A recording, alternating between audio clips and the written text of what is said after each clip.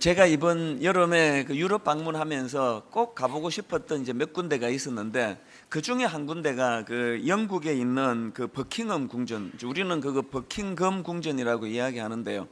이 버킹엄 궁전에 이제 꼭 한번 가보고 싶었습니다. 왜냐하니까 전에도 한번 말씀드렸는데, 제가 신학교 시절에 교수님이 수업하시면서 저 버킹엄 궁전 이야기를 해주셨습니다. 그 버킹엄 궁전에는 엘리자베스 여왕이 이제 귀가하는 궁전인데, 특이한 게 뭐냐 하니까 그 궁전 앞에 큰 깃발대가 있다는 겁니다. 그래서 왕이 여왕이 내실하고 있으면 거기에 깃발이 올라가 있고, 여왕이 출타하고 나면 거기에 이제 깃발을 내린다는 거예요. 그래서 그 깃발에 있고 없고의 유무를 따라 가지고 여왕이 지금 내실하고 계시는구나, 출타하셨구나, 이거를 알 수 있다는 겁니다. 그러면서 그 교수님이 그 다음에 하신 말씀이 뭐냐면은, 우리 모든 그리스도인들에게는 우리 안에 예수 그리스도가 계시는데, 이것을 우리가 어떻게 표현해야 되느냐, 우리 안에 어려운 상황과 힘든 여건과 이런 것들을 뛰어넘는, 빼앗기지 않는 하나님 주시는 기쁨, 이 기쁨이 우리 내면 안에 펄럭임으로, 영국 여왕이 깃발이 있으므로 여왕이 내시라고 했다는 것을 나타내는 것처럼 우리 안에 이런 상황을 뛰어넘는 기쁨이 펄럭임으로 예수 그리스도가 우리 안에 계시다는 것을 증명해내야 된다, 이렇게 말씀을 전해 주신 거예요.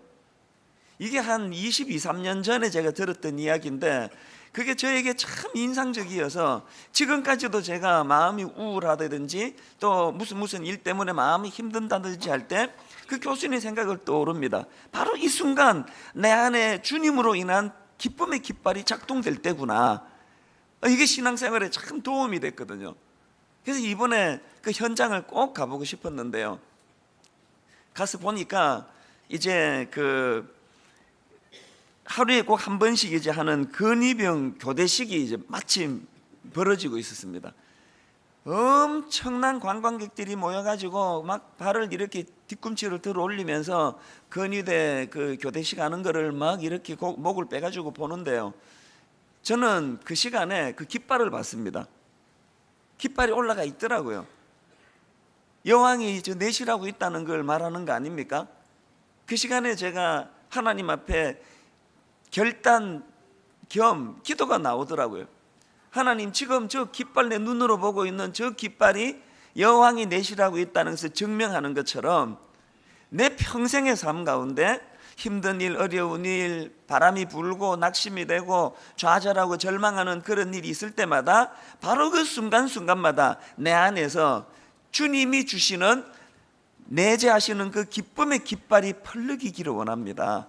그래서 악한 것들이 내 모든 건 다 빼앗아가도 내 내면에 있는 이 기쁨의 깃발, 이건 내가 빼앗기지 않기를 원합니다. 그걸 보고 있는데 마음이 그렇게 뭉클해지더라는 거예요. 여러분, 우리 내면에 이 주님으로 인한 이 깃발이 펄럭이고 있습니까? 이런 맥락에서 저는 로마서 14장 17절 말씀이 참 중요한 말씀이라 생각합니다. 하나님의 나라는 먹는 것과 마시는 것이 아니요 외적인 것모가 아니라는 거예요. 오직 성령 안에 있는 의와 평강과 희락이니라. 여러분, 하나님 나라는 그 장소적 개념이 아니라는 건 다 아실 거고요. 하나님 나라는 장소적 개념이 아니라 통치적 개념이에요. 하나님이 다스리고 있는 그 자리가 감옥 아니면 거기가 하나님 나라고요. 하나님이 통치하고 다스리고 있는 그 영역, 이게 하나님 나라라면, 오늘 우리가 하나님이 기뻐하시는 의의 길, 옳은 길을 걸어갈 때 거기에 하나님 주시는 마음의 평안, 하나님 주시는 마음의 기쁨, 이것들이 내 삶에서 구현이 돼야 된다는 거예요. 아마 많은 분들이 난 저런 평안과 기쁨이 사라지고 있는데, 그런 생각을 하고 계시다면 오늘 이 말씀이 저는 참 중요하다고 생각합니다. 저는 늘 젊은 교역자들에게 이런 이야기들을 하곤 하는데요, 내 평생의 목표는 한국에서 제일 좋은 교회 만드는 목사가 되는 게 내 목표가 아닙니다. 내 평생의 목표는 한국에서 제일 유명한 목사가 되는 게 아닙니다. 내 평생의 목표는요, 내가 주 안에서 행복해지는 거예요. 분당 우리 교회 성도들에게 뭐라 아무리 목회를 해도 제가 주님 주시는 기쁨이 없이 우거지상을 하고 여기 와가지고 설교한다면 이게 무슨 유익이 있겠냐는 거예요. 그래서 제가 뭐 다른 어떤 세상적인 그 뭘 해서 기쁜 거 말고 주님으로 인해 내가 기뻐지는 거, 내 행복한 거, 그게 제가 너무나 행복하기를 원하는데요. 모든 여러분들의 그 목표도 여러분 안에 주님 주시는 내재하심의 그 증거로 여러분 안에 기쁨이 회복되기를 원합니다. 그래서 우리가 말씀을 왜 묵상하자고 강조하느냐 하면 이건 하나님께 영광이 됨과 동시에 내 삶에 이 원천적인 기쁨을 주는 도구이기 때문이에요. 자, 시편 1편 1절 2절을 한번 보시기 바랍니다. 복 있는 사람은 악인들의 꾀를 따르지 아니하며 죄인들의 길에 서지 아니하며 오만한 자들의 자리에 앉지 아니하며 이런 거를 다 떨쳐내고 2절 오직 여호와의 율법을 즐거워하며 그 율법을 주야로 묵상하는도다. 이 말씀 묵상이 이렇게 소중하다는 걸 강조하는데요. 근데 여러분이 원어로 이 묵상이라는 단어가 이게 참 의미가 있다는 거예요. 유진 피터슨이 쓴 이 책을 먹어라라는 이 그 책에 보면은 이 시편 1편 2절에 나오는 이제 이 복 있는 사람이 하는 말씀을 주야로 묵상하는 자라도 할 때 이 묵상의 단어를 이렇게 설명하는데 제가 참 그 감동을 받았습니다. 이 저자가 이제 그 자기 집 가까이에 그 숲으로 이렇게 산책을 이제 종종 하곤 하는데요. 자기가 이제 산책할 때 이제 키우는 개를 데리고 간답니다. 그 개를 데리고 가는데 참 미국이나 캐나다가 부러운 게 집 앞에 이렇게 숲이 우거진 숲이 있지 않습니까? 그래서 이제 그 숲이 얼마나 우거진지요. 그 개를 데리고 이제 개도 뭐 조그만 이런 개가 아니고 뭐 큰 개겠죠. 그 개를 데리고 이렇게 산책을 하다가 보면은 그 코요테가 물어 죽인 흰 꼬리 사슴의 시체 이런 게 종종 발견이 된다는 거예요. 이 집 앞에 그 사슴의 시체가 누워 있고 이런 데서 한번 살아봤으면 좋겠습니다. 그래서 이게 생각하니까 너무 좋은데 이제 그 산책하다가 그 죽은 사슴의 그 시체가 있으면은 같이 간 개가 막 좋아 죽는다는 거예요. 저처럼 펄펄 뛰면서 그리고는요 이 개가 그 사슴의 그 뼈다귀 이거를 이제 막 그거 어떻게 못 해가지고 그걸 막 질질 끌고는 입으로 물고 이제 그 집으로 가져간다는 거예요. 그리고는 이 개가 자기만 아는 그 은밀한 장소로 이 큰 그 죽은 사슴의 뼈다귀를 갖고 가가지고는요 막 얼마나 그 기쁨으로 그 뼈다귀를 그냥 막 핥고 막 이렇게 기뻐한다는 거예요. 그 내용을 그 책에서 이렇게 묘사합니다. 녀석은 뼈다귀를 뜯으면서 이리 뒤집었다 저리 돌렸다 하며 빨아대고 무르대고 했다. 때로 우리는 나지막하게 으르렁거리는 소리를 듣기도 했는데 고양이로 치면 가르랑거리는 소리쯤 될 것이다. 녀석은 즐거움에 푹 빠져 있었고 전혀 서두르지 않았다. 그러면서 이제 이 내용을 묘사하는데 이 저자가 성경을 읽다가 깜짝 놀랄 구절을 발견했다는 거예요. 그 개가 자기가 기르는 그 개가 그 뼈다귀를 가지고 막 속으로 기뻐서 그르릉 소리를 내면서 뼈다귀를 향해 달려드는 그 묘사가 성경에 있더라는 거예요. 이사야 31장 4절이에요. 여호와께서 이같이 내게 이르시되 큰 사자나 젊은 사자가 자기의 먹이를 움키고 으르렁거릴 때에 이 으르렁거림이 자기가 키우는 개가 그 뼈다귀를 보고 으르렁거리는 거랑 같은 표현 아닙니까? 근데 중요한 게 뭐냐면은 여기 나오는 으르렁거리다라는 이 단어가 원어로 하가라는 단어인데요. 제가 앞에서 말씀드렸던 시편 1편 2절 오직 여호와의 율법을 즐거워하며 그의 율법을 주야로 묵상하는도다. 이 묵상하다가 바로 이 하가라는 단어라는 거예요. 그리고 또 시편 63편 6절에도 이 단어가 나오는데 개역 성경입니다. 내가 나의 침상에서 주를 기억하며 밤중에 주를 묵상할 때에 하오리니. 밤중에 주님을 깊이 묵상한다는 이 묵상이 이게 하가라는 거예요. 그래서 우리가 생각하는 묵상이라는 건 조용한데 몸도 안 움직이고 미동도 하지 않고 이런 정적인 어떤 태도 이걸 자꾸 묵상으로 떠올리지만 사실은 성경이 말하는 묵상은 그런 어떤 겉으로 드러나는 그런 표면적인 상태의 문제가 아니라는 거예요. 성경이 말하는 묵상은요, 마치 그 유진 피터슨이 키우는 그 개가 그 뼈다귀를 자기 집으로 옮겨놓고 온 자기의 모든 것들을 다 동원해서 기쁨이 충만해서 그것을 향하여 달려드는 상태, 이게 묵상이래요. 이 부분을 유진 피터슨이 이렇게 표현합니다.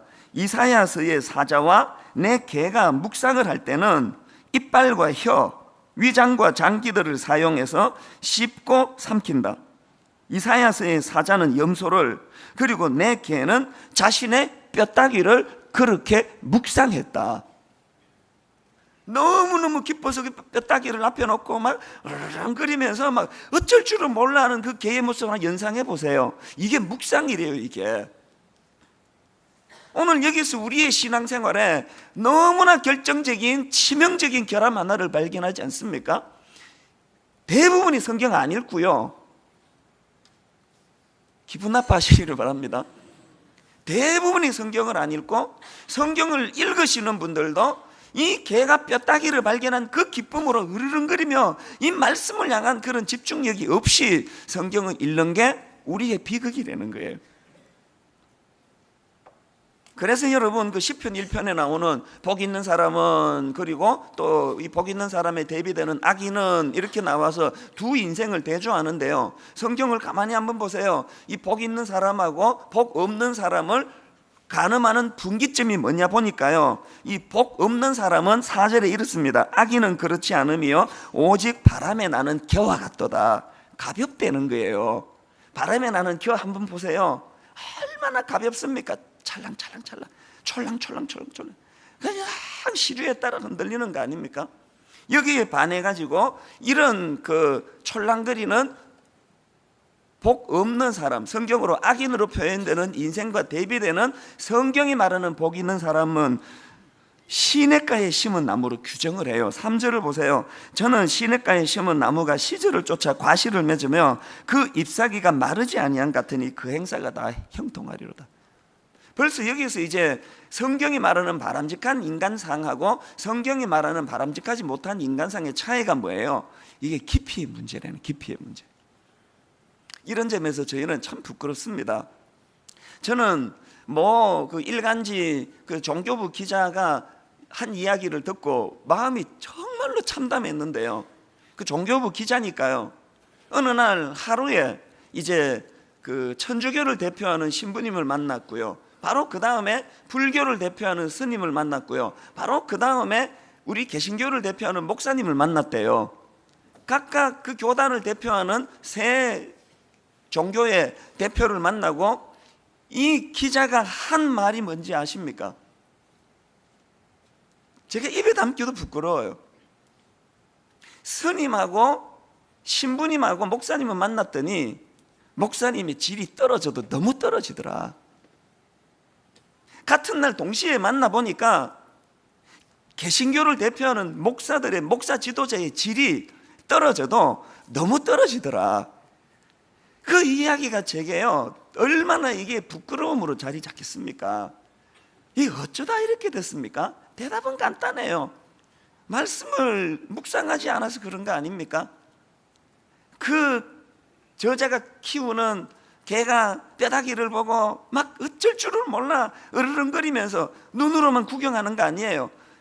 오장육부가 다 동원돼 가지고 그 뼈다귀에 집중해서 달려드는 것처럼 우리가 하나님 말씀에 대하여 이런 몰두하고 집중하는 이런 게 없고 찰랑찰랑 찰랑 촐랑촐랑 촐랑촐랑, 어디 가면은 뭐 돈 좀 되나, 어디 가면 인기를 좀 누리나, 바람에 나는 겨와 같은, 이게 오늘 우리들의 모습이라는 것을 부끄럽지만 시인할 수밖에 없는 현실 아닙니까?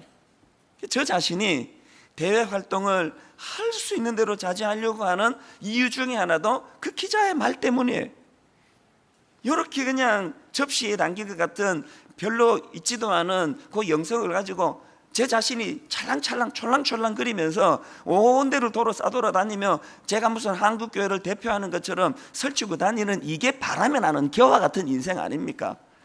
할 수 있는 대로 제 사무실 방을 떠나지 않으려고 몸부림을 치는 이유가 거기에 있습니다. 여러분은 어떠십니까? 여러분은 우리 같은 목사들은 참 이렇게 수치스러운 평가를 들었는데요, 그 기자가 그 천주교를 다니는 어떤 신자를 만나보고 불교를 다니는 어떤 신자를 만나보고 그 다음에 여러분을 만났다 했을 때 여러분은 어떤 평가를 받을 수 있을 것 같으세요? 여러분, 성경이 말하는 바람직한 인간상, 성경이 말하는 바람직하지 않은 인간상의 분기점을 보니까 이 기품의 문제더라. 이 기품은 어디에서 나오느냐고요? 말씀을 얼마나 깊이 보느냐, 얼마나 말씀을 내가 깊이 묵상하느냐, 내가 이 말씀을 내 마음속에 중심에 두고 이 말씀을 내가 상고하느냐, 이거의 문제라는 거예요.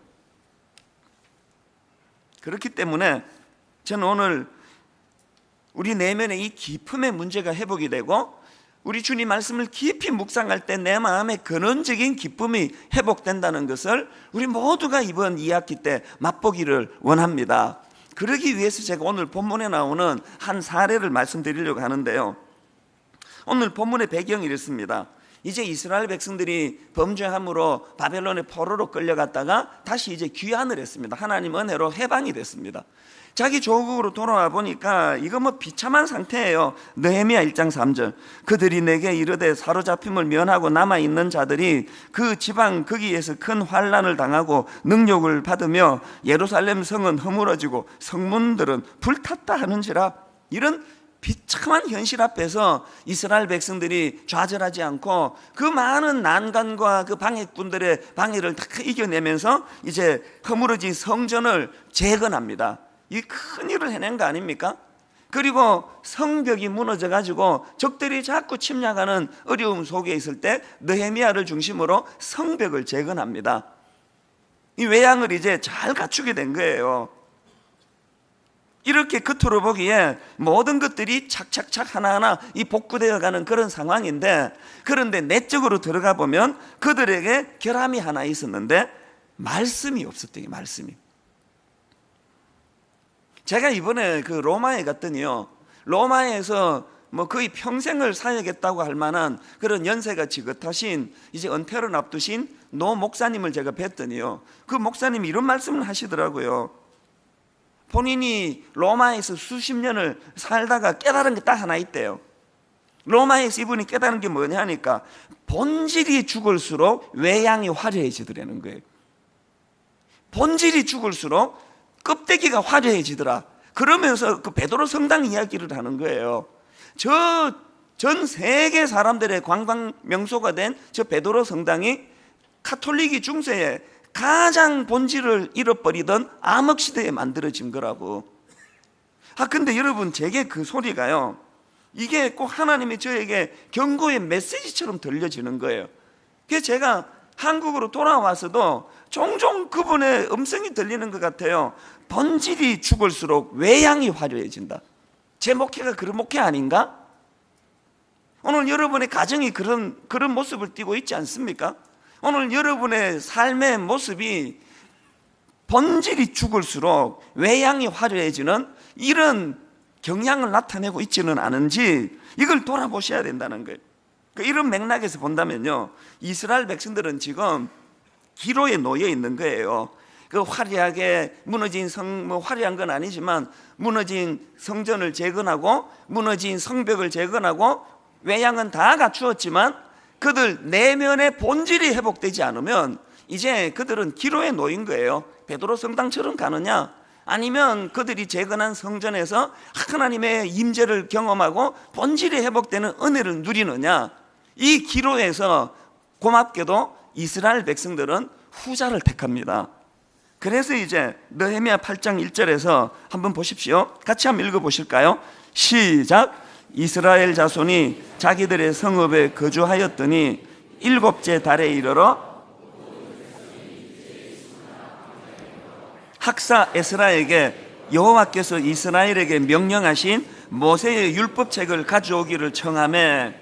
자, 여러분, 여기서 중요한 건요, 제사장이자 율법학자였던 에스라가 자기가 백성들에 가서 너희들 말씀 공부해야 된다, 말씀 들어야 된다, 이거 아니에요. 백성들이 자발적으로 율법학자 에스라를 찾아가 간청을 한 거예요. 이게 중요한 거 아닙니까? 오늘 우리에게 이런 간절함이 사라져 버린 것, 누가 이런 말을 하더라고요. 사자는 배부를 때 먹이에 관심이 없다고요.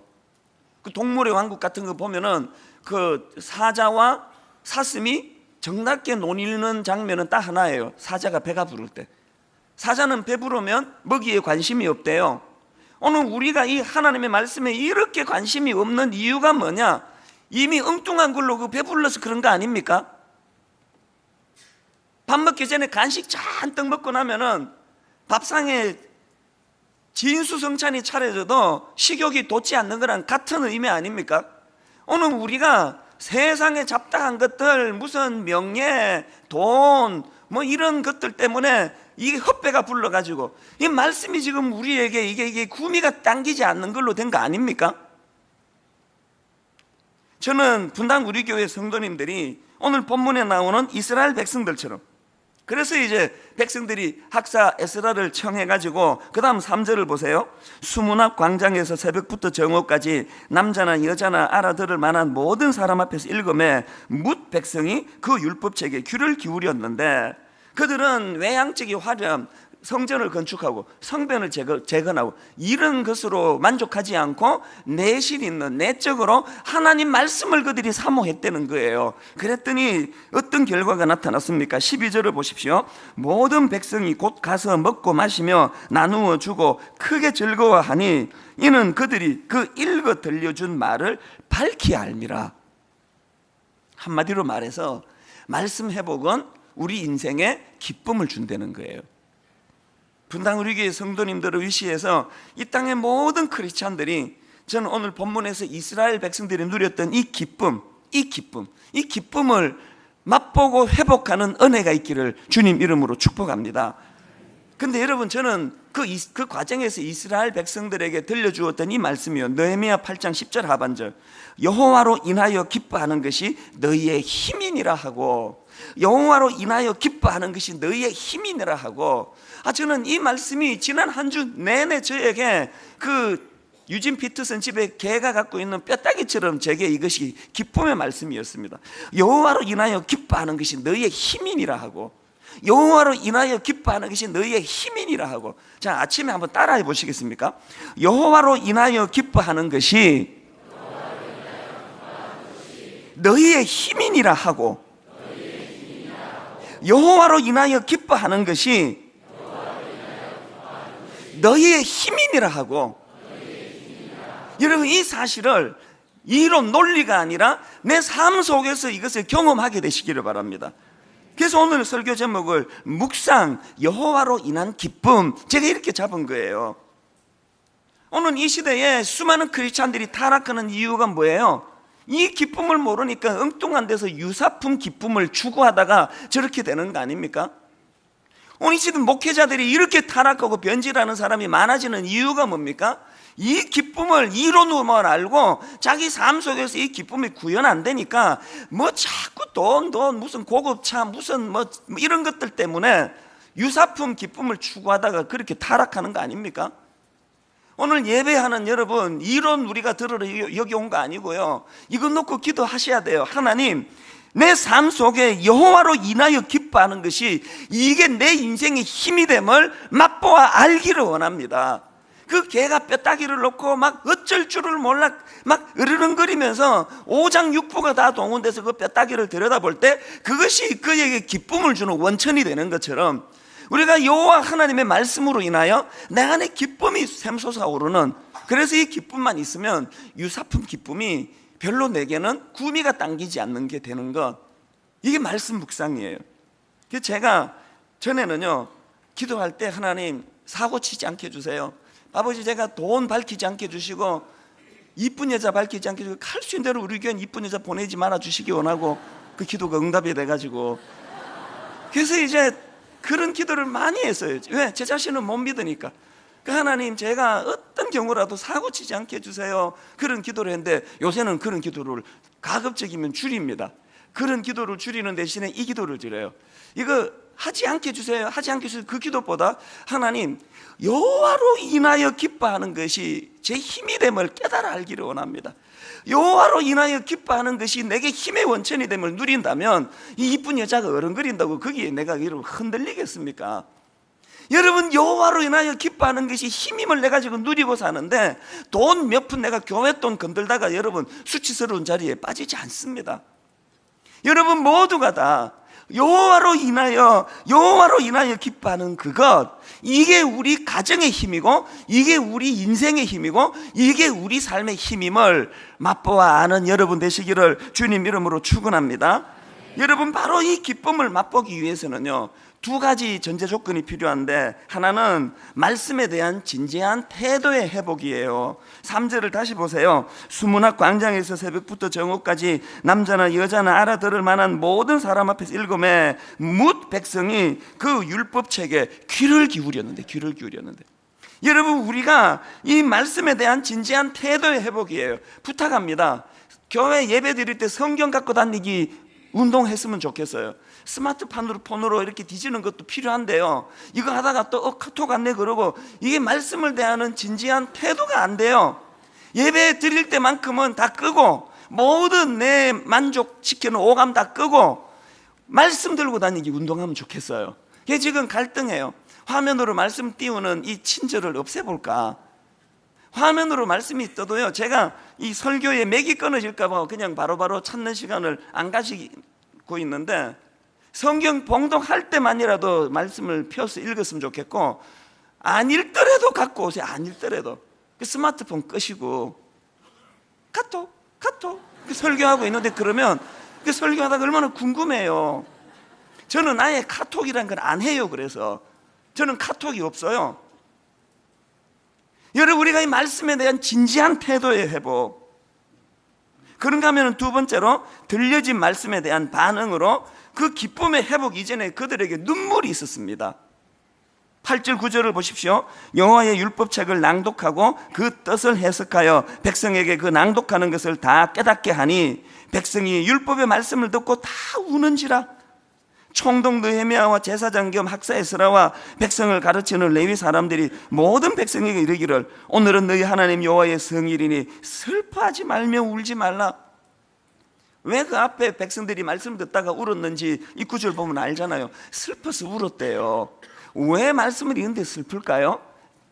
자기 모습이 한심해서. 여호와로 인한 이 기쁨이 내게 참 기쁨인데 이걸 모르고 엉뚱한 데 기웃거렸던 자기 모습이 초라해서, 그래서 우는 거예요. 회개의 눈물을 흘리는 거예요. 오늘 우리 모두가 다 근원적인 기쁨을 누리기 전에 반드시 거쳐야 되는 건 눈물의 강이에요. 눈물의 강을 건너지 않는 기쁨은 가짜 사입이에요. 가정을 유지하려면요, 그래서 가정에 주시는 부부간의 사랑의 기쁨을 누리기 위해서는 어마어마한 아픔과 고통과 인내의 강을 건너는 거 아닙니까?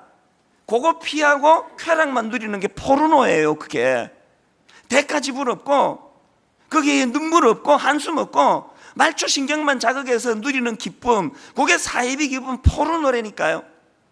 가정에서의 기쁨은 그런 거 아니에요. 우리가 주님 앞에서 진실된 기쁨의 이 능력을 회복하기 위해서는 나 자신을 놓고 하나님 앞에 회개의 눈물을 흘려야 돼요. 하나님, 내가 바람에 나는 겨와 같은 인생입니다. 아픔을 느껴야 돼요. 그래서 저는 이런 맥락에서 이제 말씀 회복과 관련한 분당 우리 교회적인 그 세 가지 운동을 펼치려고 하는데요. 첫째로 전교인 성경 읽기 운동, 성경 통독 운동을 벌이려고 합니다. 여기다 믿음의 분량이 다르니까요, 이걸 제가 세 단계로 정리를 해봤습니다. 첫 번째 단계, 여기 초신자들 계세요? 성경이 뭔지 뭐 하나도 모르시는 분 계시면요, 너무 막 통독하라 그러면 너무 부담이 되니까 그런 분들은요, 아침에 일어나서 잠언 한 장만 읽으시면 됩니다. 잠언이 딱 31장까지예요. 그래서 날짜별로 읽으시면 돼요. 오늘이 31일이면 집에 가셔서 잠언 31장 읽으시고요, 내일이 1일이니까 잠언 1장을 읽으시면 돼요. 그래서 가장 기초적인 단계, 오늘 초신자들에게는 이제 아침에 일어나면 내가 잠언 한 장씩 읽어야 되겠다. 주옥 같은 인생의 그 지침서가 잠언 아닙니까? 이게 낮은 단계고요. 나는 이제 이런 초신자 단계는 내가 넘어섰다 하시는 분들에게는 올 연말까지 신약 일독하기, 신약 일독. 그래서 여러분, 내일부터 하루 석 장씩 성경을 읽으시면 연말까지 신약을 일독할 수 있습니다. 그런가 하면은 믿음이 깊으신 분, 여기 우리 장로님들, 권사님들, 순장님들, 또 모태신앙 믿음 있는 분들은요, 성경 통독을 권하는데요, 이제 내일부터 시작해서 3개월 하면은 성경을 일독할 수 있는 프로그램이 있습니다. 그래서 이제 이 성경 통독 운동, 그런가 하면은 두 번째로 전교인 성경 필사 운동. 이건 한 달 만에 할 수 있는 게 아니고 내 평생에, 그게 우리 이런 꿈을 꾸자고요. 내 자식 숫자만큼 내가 내 평생에 성경을 손으로 필사하겠다. 이 부분은 다음 주일 다시 언급할 텐데, 우리 교회에서 이제 성경 필사 전시회를 할 거예요. 너무나 감동적인 이야기가 많아요. 다음 주 추석인데요, 원래 원로 목사님 모셔서 말씀을 듣는데 이 사안들이 너무 중요해서 이번에는 다음 주일에도 제가 그냥 설교로 준비하고 있습니다. 그런가 하면 세 번째로 큐티 강화. 왜 출판사 보고 와서 저 오늘 큐티집 좀 다시 좀 정기 구독 판매를 해달라 부탁을 하겠습니까? 오늘 나가시다가 정기 구독하세요. 말씀을 묵상해야 돼요. 그 유진 피터슨의 기르는 개가 뼈다귀를 보면서 너무 기뻐서 온 오감이 다 동원돼 으르렁거리면서 그 뼈다귀를 가지고 기뻐하는 것처럼 우리 말씀 묵상의 기쁨을 맛보고 누리셔야 합니다. 결론을 맺으려고 하는데요, 결론을 맺으면서 우리가 뭘 묵상해야 되는지에 대하여 간단하게 한 말씀을 드리고 말씀을 마무리하겠습니다. 제가 지난주에 그 1세대 지도자 모세에게는 하나님이 능력의 지팡이를 들려주셨고 2세대 지도자 요수아에게는 말씀을 묵상해라, 그 명령을 주셨다고 말씀을 드리지 않았습니까? 여기서 중요한 게 뭐냐, 뭘 묵상하라는 거냐는 게, 뭘 묵상하라는, 우리가 뭘 묵상해야 됩니까? 이걸 제가 간단하게 살펴보려고 하는데요, 여러분, 구약의 인물 요수아가 맨 처음 성경에 등장한 게 출애굽기 17장이에요. 유명한 아말렉 전투예요. 여기에 요수아가 직접 칼을 들고 진두지휘하며 아말렉과 전쟁을 치릅니다. 그 시간에 모세가 뭘 합니까? 9절부터 12절까지 한번 들어보세요. 모세가 요수아에게 이르되 우리를 위하여 사람들을 택하여 나가서 아말렉과 싸우라. 내일 내가 하나님의 지팡이를 손에 잡고 산 꼭대기에 서리라. 요수아가 모세의 말대로 행하여 아말렉과 싸우고 모세와 아론과 훌은 산 꼭대기에 올라가서 모세가 손을 들면 이스라엘이 이기고 손을 내리면 아말렉이 이기더니 모세의 팔이 피곤함에 그들이 돌을 가져다가 모세의 아래에 놓아 그가 그 위에 앉게 하고 아론과 훌이 한 사람은 이쪽에서 한 사람은 저쪽에서 모세의 손을 붙들어 올렸더니 그 손이 해가 지도록 내려오지 아니한지라. 이 장면이 상상이 가시죠? 저 밑에 요수아가 지금 전쟁을 치고 있고 저 위에서 지금 모세가 팔을 들고 기도하는 거예요. 그랬더니 어떤 결과가 나타났나? 13절, 요수아가 칼날로 아말렉과 그 백성을 쳐서 무찌르니라. 실제 싸움은 요수아가 나가서 했지만 사실은 그 전쟁의 성패는 하나님 앞에 기도한 모세의 기도에 의해서 이루어진 사건이에요. 그런데 중요한 건 그 다음 14절이에요. 여호와께서 모세에게 이르시되 이것을 책에 기록하여 기념하게 하고 요수아의 귀에 외워 들리라. 여러분, 하나님이 요수아에게 네가 말씀을 묵상해야 된다 그랬는데 뭘 묵상해야 된다고요? 이 사실을 기억하라는 거예요. 아말렉 전투에서 겉으로 보기에 네가 잘나고 네가 똑똑하고 네가 전략을 잘 짜가지고 전쟁을 이긴 것 같지만 사실은 그 내막에 여호와 하나님 계시다. 하나님의 능력의 손이 너를 도와줬기 때문에 이 전쟁에서 이겼다는 사실을 너는 평생 잊어버리지 말거라. 이거를 묵상하며 살거라. 하나님이 요수아에게 요구하는 묵상은 이거예요. 우리가 뭘 묵상해야 된다고요? 오늘도 내 안에서 일하시는 하나님, 오늘도 이렇게 보잘것없는 분당 우리 교회 건물도 없어서 학교를 빌려가지고 30몇 명이 시작한 이 교회 안에 하나님이 어떤 능력의 팔을 펴시사 모세의 기도를 통하여 우리 교회가 이런 은혜를 누리게 되었던가, 이 감격을 묵상하라는 거예요. 저같이 보잘것없는 인생이, 아무것도 제가 할 수 있는 아무것도 없는 저 같은 인생이 하나님의 놀라우신 은혜로 말미암아 내가 이런 자리에 서게 됐다는 이 감격, 이걸 묵상하라는 거예요. 이런 묵상하는 사람이 교만해지겠습니까? 이런 묵상하는 사람이 안 풀린다고 좌절하고 낙심하겠습니까? 결론을 맺으려고 합니다. 저는 지난주 이 찬양, 전능하신 나의 주 하나님은 능치 못하실 일 전혀 없네. 우리의 모든 간구도, 우리의 모든 생각도, 우리의 모든 꿈과 모든 소망도, 신실하신 나의 주 하나님은 우리의 모든 괴로움 바꿀 수 있네. 불가능한 일 행하시고 죽은 자를 일으키시니 그를 이길 자 아무도 없네. 한 주 내내 아버지 이 말씀 그대로 내 인생에, 내 삶에 구현되게 하신 주님, 그 주님을 묵상합니다. 오늘 설교 말씀을 기억하시면서 우리 이 찬양 같이 한번 가사를 생각하며 불러보시면 좋겠습니다. 전능하신 나의 주 하나님은, 전능하신 나의 주 하나님은 능치 못하실 일 전혀 없네. 능치 못하실 일 전혀 없네. 우리의 모든 간구도, 우리의 모든 간구, 우리의 모든 생각도, 우리의 모든 꿈과 모든 소망도 신실하신 나의 주 하나님은, 여러분 이 사실을 믿으세요. 우리의 모든 괴로움 바꿀 수 있네. 우리의 모든 괴로움 한 항목 한 항목 선포하십시오. 불가능한 일 행하시고 죽은 자를 일으키시니 그를 이길 자 아무도 없네. 그래서 말씀 의지합니다. 주의 말씀 의지하여 깊은 곳에 그물 던져 오늘 그가 놀라운 일을 이루시는 것 보라.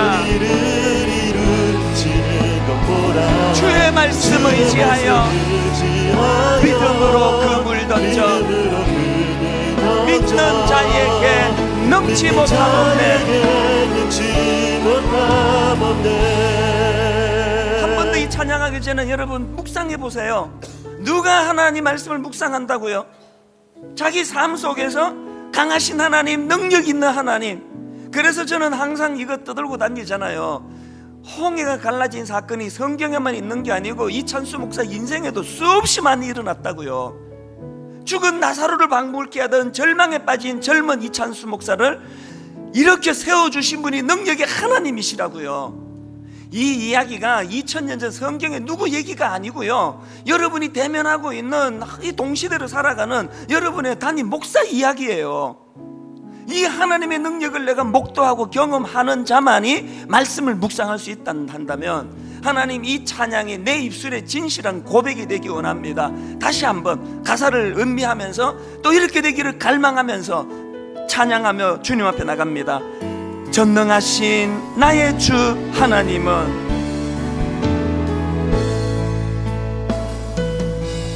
전능하신 나의 주 하나님, 이렇게 선포하십시오. 능치 못하실 일 전혀 없네. 능치 못하실 일 전혀 없네. 한 항목 한 항목, 우리의 모든 간구도, 우리의 모든 생각도, 우리의 모든 꿈과 모든 소망도, 여러분 이거 믿으시기 바랍니다. 신실하신 나의 주 하나님은, 여기 마음이 힘드신 분, 우리의 모든 괴로움 바꿀 수 있네. 뜨거운 가슴으로 선포하십시오. 불가능한 일 행하시고 죽은 자를 일으키시니 그를 이길 자 아무도 없네. 주의 말씀 의지하여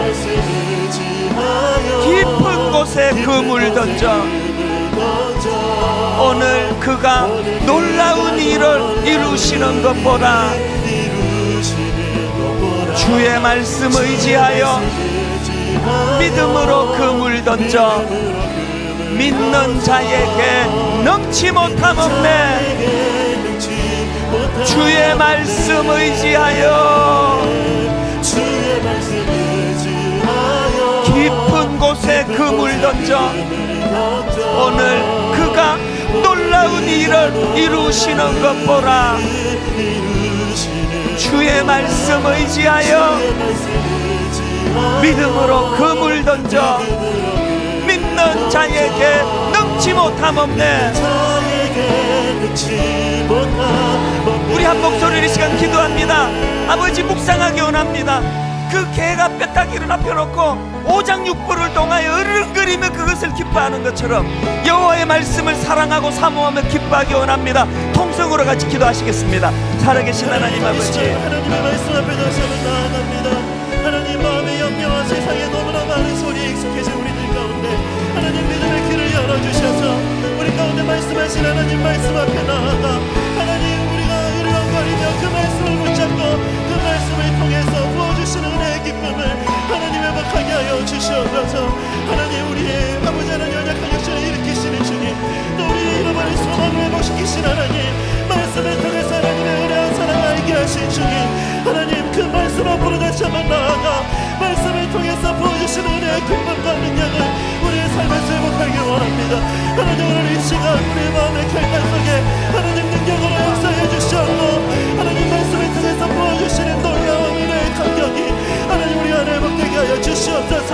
하나님 말씀을 통해서 부어주시는 은혜 아버지 하나님 그 은혜만들이 하나님 우리 안에 회복되어지게 하여 주시고 영원을 기뻐하는 것이 우리의 힘임을 아버지 하나님 우리가 다시 한번 우리가 찾아가오니 세상에 아버지 하나님 기쁨들이 아니라 하나님 알아가는 기쁨 하나님의 아버지 말씀을 깊이 묵상하고 아버지 그 기쁨의 가벼운 은혜를 인생 되게 회복할 수 하시도록 있도록 주여 오늘 이 시간 은혜를 주시옵소서.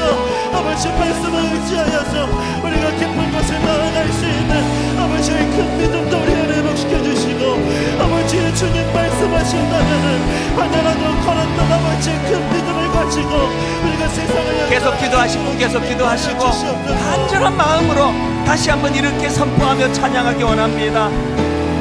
주의 말씀 의지하여 주의 말씀 의지하여 깊은 곳에 그물 던져 깊은 곳에 그물 오늘 던져 그가 놀라운 일을 이루시는 것 보라. 주의 말씀 의지하여 믿음으로 그물 던져 믿는 자에게 넘치 못함 없네. 주의 말씀 의지하여 깊은 곳에 그물 던져 오늘 그가 놀라운 일을 이루시는 것 보라. 우리 다 자리에서 일어나셔서 주의 말씀 의지하여 믿음으로 그물 던져 믿는 자에게 넘치 못함 없네. 나는 믿네, 나는 믿네. 주의 능력으로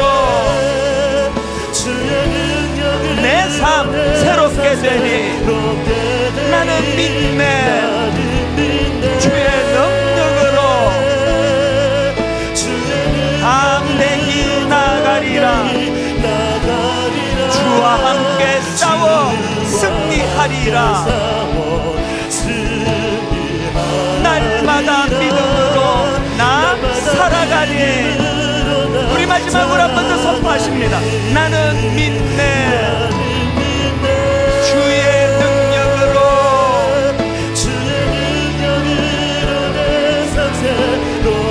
나는 믿네. 주의 능력으로 담대히 나가리라. 주와 함께 싸워 날마다 믿음으로 나 살아가리.